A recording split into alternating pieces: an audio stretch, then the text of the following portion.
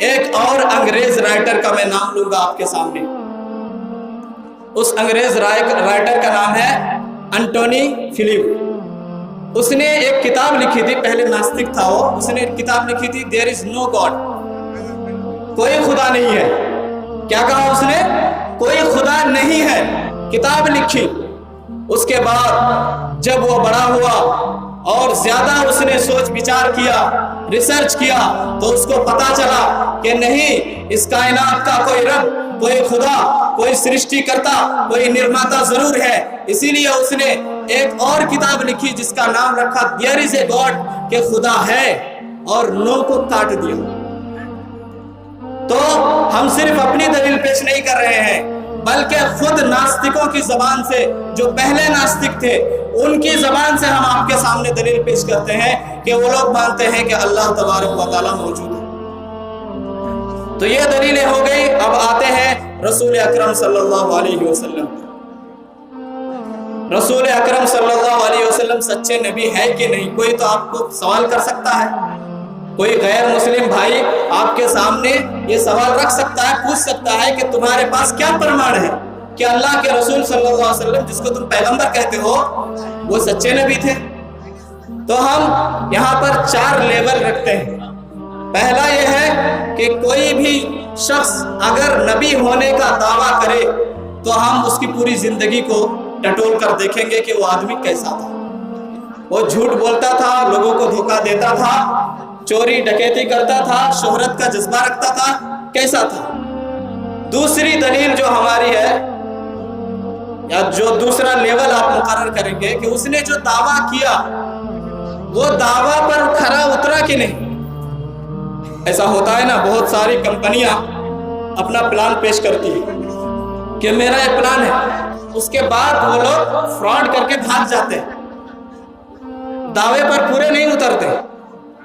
تو اس لیول پر بھی آپ پرکھ سکتے ہیں رسول اکرم صلی اللہ علیہ وسلم. تیسرا لیول یہ ہے کہ جن لوگوں نے آپ کی بات کو مانا وہ لوگ کامیاب ہوئے یا ناکام ہوئے. اسی طرح چوتھی چیز معجزہ ہے، جس کو میریکل کہتے ہیں، یعنی انسان کی طاقت کی باہر کی چیز. اب آتے ہیں رسول اکرم صلی اللہ علیہ وسلم کی پرسنل زندگی کے بارے میں. نبی صلی اللہ علیہ وسلم جبریل علیہ السلام کے پاس سے، غار حرا سے، حضرت خدیجہ رضی اللہ عنہا جو ان کی بیوی ہے، ان کے پاس آتے ہیں، گھبرائے ہوئے ہیں، پسینہ بہ رہا ہے، اور ان کو اپنے آپ پر ڈر لگ رہا ہے کہ کہیں میری جان نہ نکل جائے. حضرت خدیجہ رضی اللہ تعالیٰ عنہا کو اپنی آپ بیتی سناتے ہیں اور کہتے ہیں کہ میرے ساتھ ایسا ایسا ہوا. حضرت خدیجہ رضی اللہ تعالیٰ عنہا کہتی ہے کلا واللہ لا یخزیک اللہ ابدا، کہ ہرگز اللہ تبارک و تعالیٰ آپ کو ذلیل اور رسوا نہیں کرے گا، آپ کو اکیلے نہیں چھوڑے گا، کیونکہ آپ انک لتصل الرحم، رشتہ داروں کے ساتھ اچھا سلوک کرتے ہیں، آپ کمزوروں کو مدد دیتے ہیں، آپ بیواؤں کو، یتیموں کا سہارا بنتے ہیں، آپ لوگوں کی تیمارداری کرتے ہیں، بیمار کو پوچھتے ہیں، ان کے حال احوال دریافت کرتے ہیں.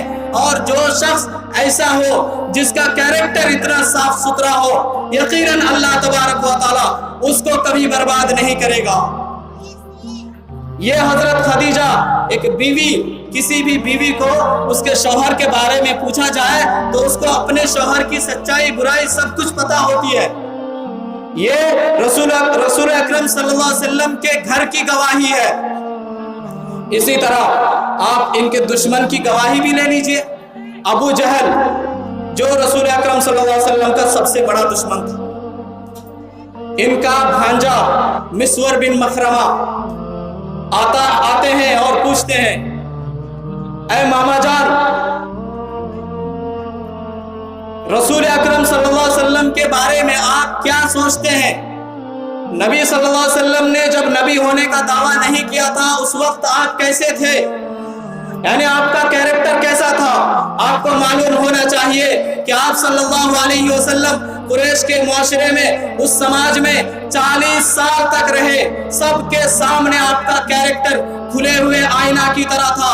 ابو جہل نے کہا میرے بھانجے ہم نے کبھی بھی محمد صلی اللہ علیہ وسلم کو جھوٹ بولتے ہوئے نہیں دیکھا، ان کو تو امین کہا جاتا تھا، امانت دار کہا جاتا تھا۔